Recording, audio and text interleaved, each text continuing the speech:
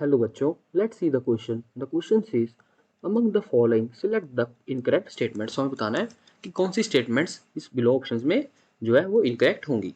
सबसे पहले statement हम देखें तो यहाँ पे कहा गया कि lithium forms Li3n with N2. सो हम lithium की reaction देखें हमारी नाइट्रोजन के साथ, तो यहाँ पे हमारे पास क्या बनेगा Li3n बनता है क्योंकि N पे चार्ज होता है हमारा +3. सो हमारी A ऑप्शन ट्रू है, बट हम इनकरेक्ट पूछिए तो ये गलत हो जाएगी. नेक्स्ट स्टेटमेंट है lithium chloride can be use to control humidity. So हम जानते हैं कि जो लिथियम है इसकी जो हाइड्रेशन एनर्जी है it is very high. Hydration energy is very high as compare to the other metals. So hydration energy ज़्यादा होने के कारण जो इसके आसपास का जो मॉइस्चर होगा ये उसको क्या नाम है अपनी तरफ अट्रैक्ट कर लेगा, जिसके कारण इसका जो हाइड्रेशन रेडियस होगा वो बहुत ज़्यादा बढ़ जाता है और मोबिलिटी कम हो जाती है. सो हम देख सकते हैं कि जो लिथियम है ये हमारा ह्यूमिडिटी भी एब्जॉर्ब कर सकता है, मतलब ये वाटर एब्जॉर्ब कर सकता है. सो बी ऑप्शन भी हमारा ट्रू होगा. सी ऑप्शन देखें तो यहाँ पे कहा है कि electrolysis of the fuse LiCl is use to prepare the lithium metal.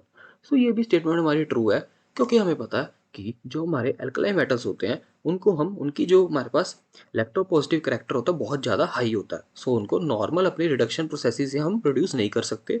सो उनको हम कैसे प्रोड्यूस करते हैं, उनको काफ़ी हाई इलेक्ट्रिसिटी से पास कराते हैं जिससे उनके हमारे पास आयन प्रोड्यूस होते हैं और उनको अपने कैथोड पे एब्जॉर्ब करा लेते हैं.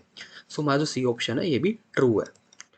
डी में अगर हम देखें तो हमें यहाँ पे कहा गया कि ionic mobility of lithium positive is greater than that of Na positive aqueous solution. ये स्टेटमेंट हमारी रॉन्ग होगी क्योंकि हमें पता है कि लिथियम की जो हमारे पास हाइड्रेशन एनर्जी होती है it is greater than that of sodium hydration energy. So अभी हमने अपने ऊपर ऑप्शन में भी समझा था कि इसकी हाइड्रेशन एनर्जी ज़्यादा होने के कारण ये वाटर मॉलिक्यूल्स को आराम से सराउंड कर सकता है, जिस कारण जो इसका हाइड्रेशन रेडियस होगा वो बहुत ज़्यादा बड़ा होगा as compare to the other ions.